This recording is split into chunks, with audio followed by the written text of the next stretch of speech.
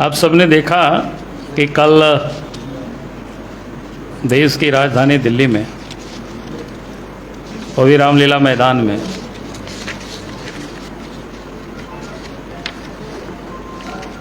एक भ्रष्टाचारी यानी दिल्ली के मुख्यमंत्री आज तो न्यायिक हिरासत में चले गए, तिहाड़ जेल को उन्हें भेज दिया गया। उनके समर्थन में एक बड़ी रैली हुई और बड़ी मैं इसलिए कह रहा हूं कि देश भर के जितने जो भ्रष्टाचार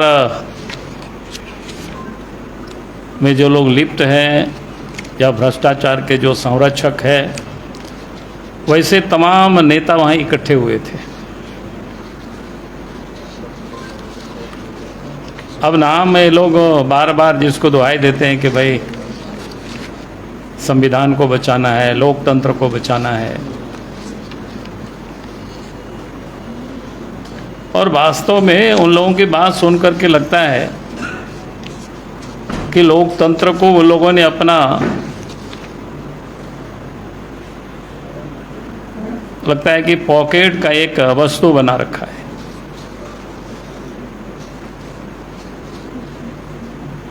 भाई लोकतंत्र में कानून सबके लिए बराबर होता है, चाहे वो आम जन हो चाहे कोई खास व्यक्ति हो, यानी सबों को कानून का पालन करना होता है।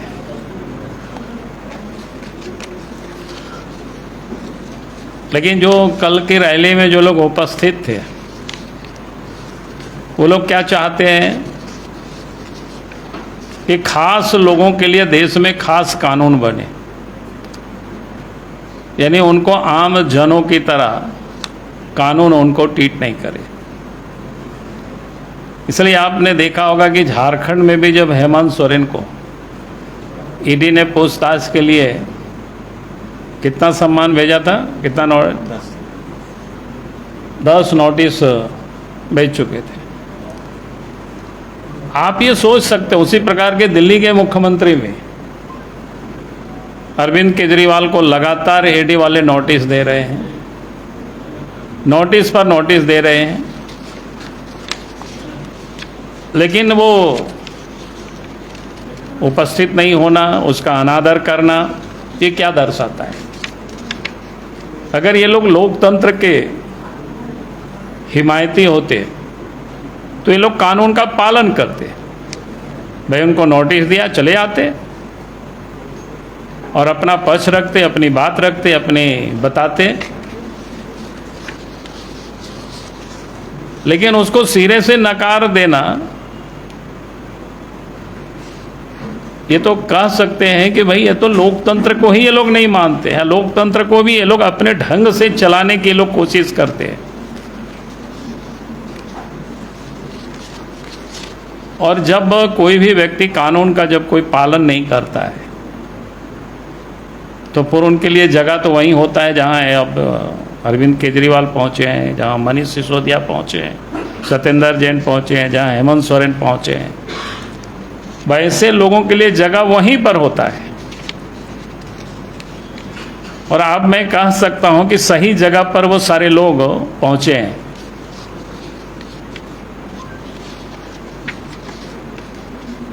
तो ये लोकतंत्र के नाम पर लोकतंत्र को ये मजाक बना देना, ये कहीं से भी उचित नहीं है और देश की जनता उसको कभी बर्दाश्त नहीं करेगी। आप तो देश के प्रधानमंत्री नरेंद्र मोदी जी के नेतृत्व में, मोदी जी ने साफ साफ कहा है कि जिन लोगों की ने जनता की गाढ़ी कमाई का पैसा को लूटा है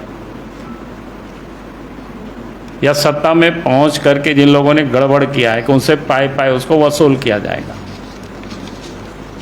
और उस वसूली के अभियान में पिछले 10 वर्षों में इस देश के अंदर में 1 लाख करोड़ से भी अधिक की संपत्ति जब्त की जा चुकी है।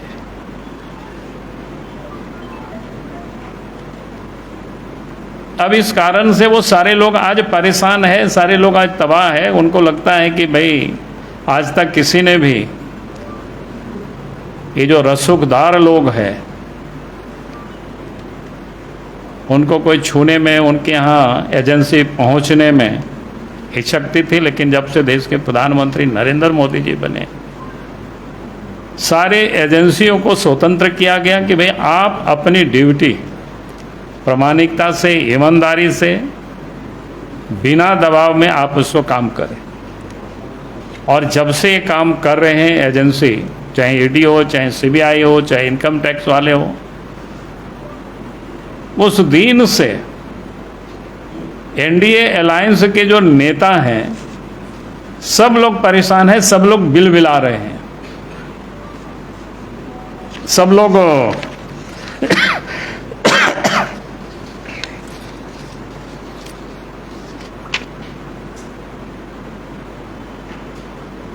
आज बहुत सारे लोग परेशान दिख रहे हैं, क्योंकि ये लोग सत्ता में रहते हैं तो जितना लूटना है लूट सको तो लूटो। आप झारखंड को ही आप देखिए ना, दुनिया की बातों में जोड़ देता हूँ। अगर आप झारखंड में ही देखेंगे, किसी से भी जाकर पूछिए, भाई आम लोगों को नदी की बालू भी नसीब नहीं होता था अपने घर बनाने के लिए, प्रधानमंत्री आवास बनाने के लिए नसीब नहीं होता था। लेकिन सारे नदी की बालू झारखंड से बिहार, बंगाल, क्या बोलते हैं, यूपी, दिल्ली, सब यहाँ से तस्करी हुआ। किसी से भी जाकर पूछ लीजिए, जो नदी के किनारे में जो लोग रहते हैं, जो गांव रहते हैं, वो लोग बताएंगे आपको। जितनी भी पत्थरें थे वो भी सारे इलीगल खदानें चल रहे, चलाए गए, जहाँ से पकड़े गए हजारों करोड़ रुपया को। तो ईडी ने भी जो चार्जशीट जो दाखिल किया उस समय साहेबगंज में ही, एक जिला में, वो भी साहेबगंज,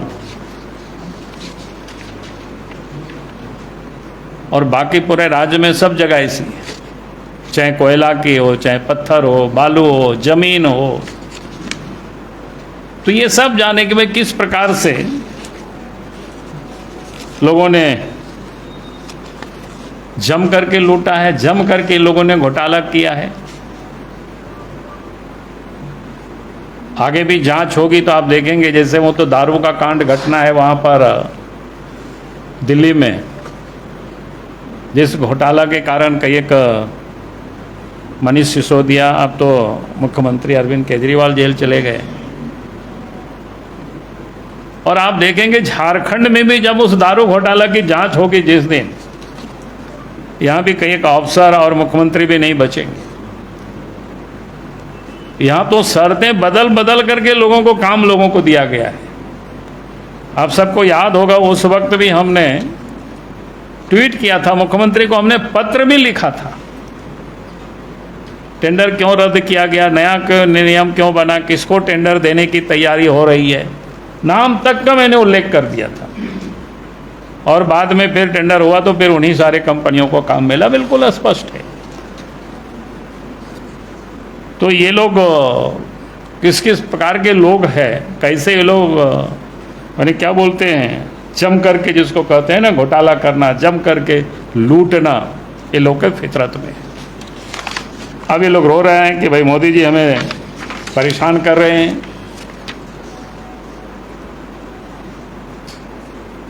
और लोकतंत्र को बदनाम करना यानी देश को ही बदनाम करना समझिए।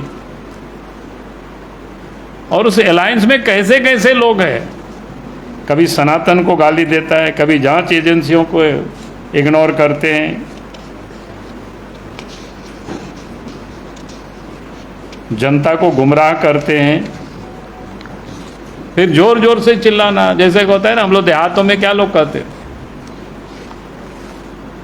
कि हम लोगों के गांव में पहले ज़माने में बहुत चोरी होता था, तो रात में सिंधकट्टी होता था, गांव के घर के लोग जग जाते थे, आवाज़ देते थे चोर चोर। जब गांव के लोग भी दौड़ने लगते थे, चोर भी चोर चोर चिल्लाते थे। आज एनडीए अलायंस में जो घटक दल है, जो नेता है, चाहे कांग्रेस पार्टी, चाहे जितने भी जो लोग, सबकी स्थिति आप देखेंगे वही हालत है। भाई चोरी भी करते हैं और चिल्ला भी रहे हैं।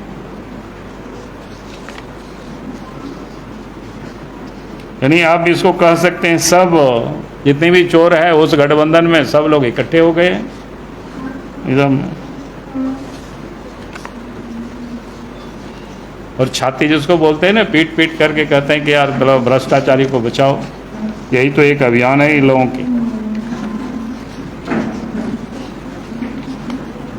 इसमें से कैसे कैसे लोग हैं, आप सब लोग देखे होंगे उस गठबंधन में। सनातन को समूल नष्ट करना, हिंदू देव देवताओं को गाली देना, लेकिन उस पर ये लोग कुछ बोलते नहीं है।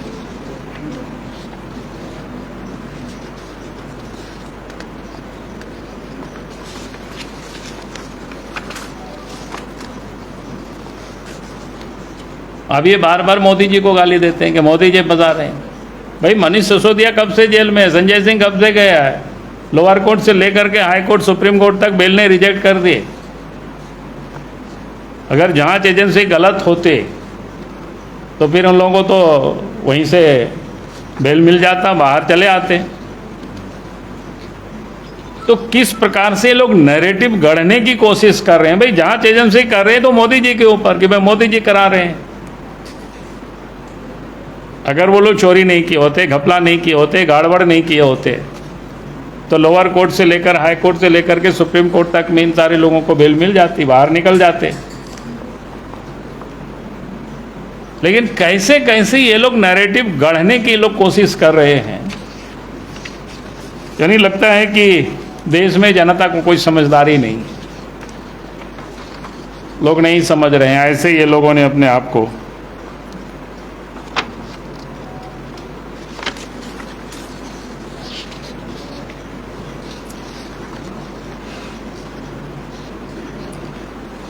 दिल्ली के नेता तो हम लोग जानते ही हैं, वो क्या बोलते थे, खाटी ईमानदार। लेकिन खाटी चोरी के आरोप में वो सारे लोग आज जेल में। झारखंड में तो जब भी हेमंत सोरेन के ऊपर तब क्या बोलता है कि हम खाटी आदिवासी हैं। हम बोले भाई आदिवासियों को क्यों बदनाम कर रहे? आदिवासी बेचारा मेहनत करके कमा करके खाता है, लूट के कभी किसी का नहीं खाता है। लेकिन ये लोग विक्टिम कार्ड खेलते हैं, आदिवासियों के नाम पर ये लोग खेलना शुरू करते हैं। आज हम हमको बता दीजिए, साधारण कोई भी ट्राइबल, कहीं आपको हिस्ट्री सीटर कोई गुंडो भी नहीं मिलेंगे आपको।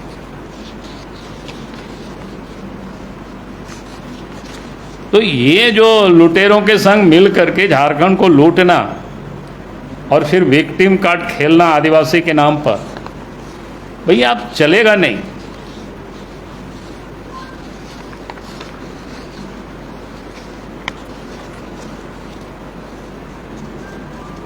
अब लोग किस प्रकार से आप देख रहे होंगे, बगल के पड़ोसी राज्य के जो लालू जी है उसके बारे में बताना क्या, हम सब लोग जानते ही हैं।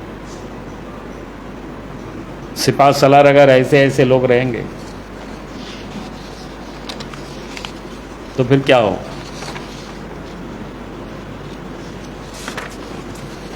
और घोटाला कोई आज का ही लोग नहीं है, घोटालेबाज ये लोग पहले से भी।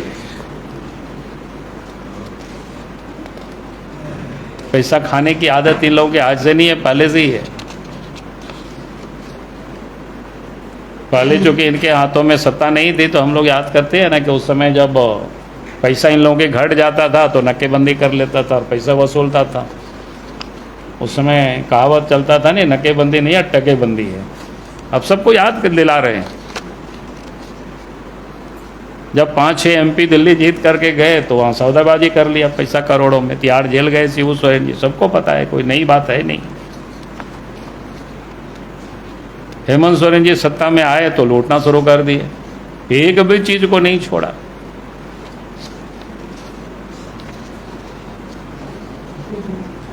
पहले भी केंद्र में जब सरकार थी मनमोहन सिंह के नेतृत्व में, उस समय कितना घोटाला हुआ भाई, पूरा देश जानता है। 2G, स्पेक्ट्रम घोटाला, कोलगेट, कॉमनवेल्थ, कितना घोटाला, लाखों करोड़ रुपया के उस समय भी घोटाला हुआ। उससे पीछे भी मोड़ करके जाएंगे तो कांग्रेस पार्टी की अतीत यही है, लूटने की रही है।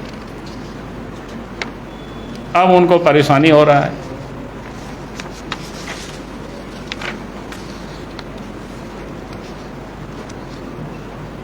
पड़ोस में आपका तृणमूल कांग्रेस है, बंगाल में तो वो भी क्या कैसे बोलते थे। और पिछले दिनों उनके मंत्री और उनके मंत्री के महिला मित्र के घर से कितने करोड़ टका मिला, वो पूरा दुनिया ने उसको देखा। पैसा वो भी कहाँ से वसूल किए थे? शिक्षक बहाली में, बाकी और सारी चीज़ों में। तो आज कौन इन सारे लोगों को नहीं जानते?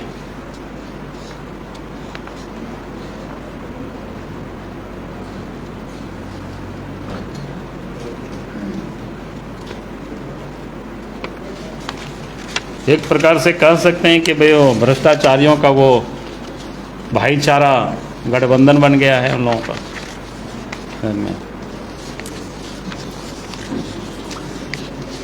और देश में वो लोग किस प्रकार से परेशान करते हैं, कोशिश करते हैं। शाहीन बाग की घटना आपको याद है, यही सोले लोग जा जा करके उसको बढ़ा सीएए के विरोध में। ये तुष्टीकरण के भी राजनीति के वो लोग किसी भी सीमा तक पहुंचते हैं। देश को इसको कोई चिंता नहीं है, इनकी खाली कुर्सी की चिंता है, कैसे हम सत्ता में फिर से बने रहे। उसके लिए जो तुष्टीकरण करना,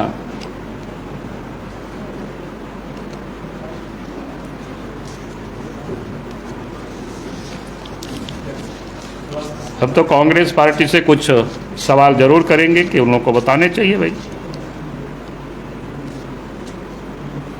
आज तो हालांकि मैं देख रहा था सुप्रीम कोर्ट ने उनको राहत दिया है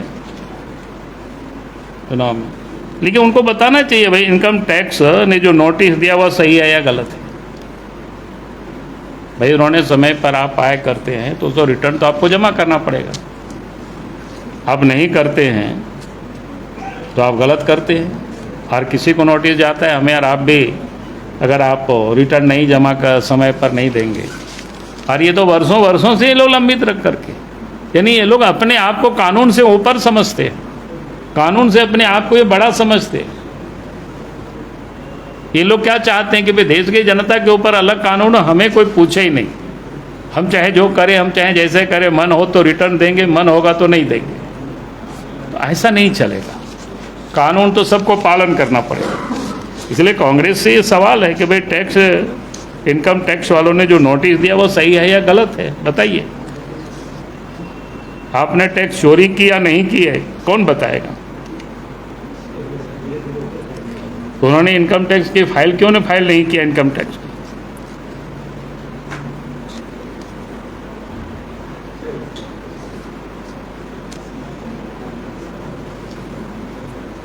अब आम आदमी पार्टी है, शराब घोटाला में उसको जेल क्या बोलते हैं, कोर्ट से बेल क्यों नहीं मिल रहा है?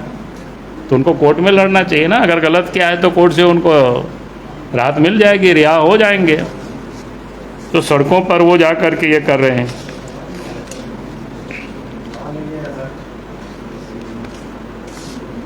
यहाँ भी वही हाल है झारखंड मुक्ति मोर्चा का भी। अरे कोर्ट में जाइए ना, आप घूम घूम करके कर रहे हैं कि मोदी जी बीजेपी तंग कर रही है। अरे नया विषय क्या, यही तो नया ही विषय मैं कह रहा हूँ ना।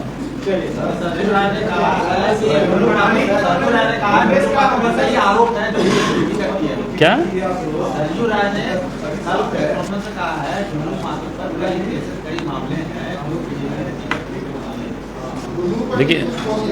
देखिए आरोप तो कई लोगों के ऊपर कई केसें होती हैं, हमारे ऊपर भी आधा दर्जन से अधिक केस हो गया है। आप लोगों की जानकारी के लिए, अभी जो संकल्प यात्रा के समय हम निकले थे तो 6 जगहों पर मेरे ऊपर केस किया गया है।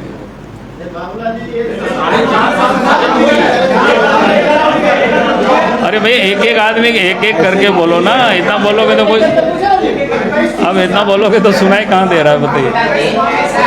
हाँ 50 मामले दर्ज है, हत्या, मर्डर, रंगदारी, और 4 में वो सजा जाता है, वो सजा हो गई है। और चारों को अगर जोड़ ले तो उनकी अवधि 2 साल से अधिक हो रही है। तो क्या ऐसे आदमी को बीजेपी लड़ाई? देखिए पहली बात तो मैं कहूँगा, राय जी एक विद्वान आदमी है। केस तो कोई भी जब विधायक होते हैं या मजबूत आदमी होते हैं, जैसे मैंने कहा कि मैंने ही संकल्प यात्रा में हम निकले और हेमंत सोरेन की लूट की कहानी को हम जनता के बीच बताने लगे तो मेरे ऊपर ही आधा दर्जन उन्होंने केस ठोक दिया। तो अब क्या कि हम एकदम अपराधी हो गए क्या? आप देख रहे हैं जनमन न्यूज 76।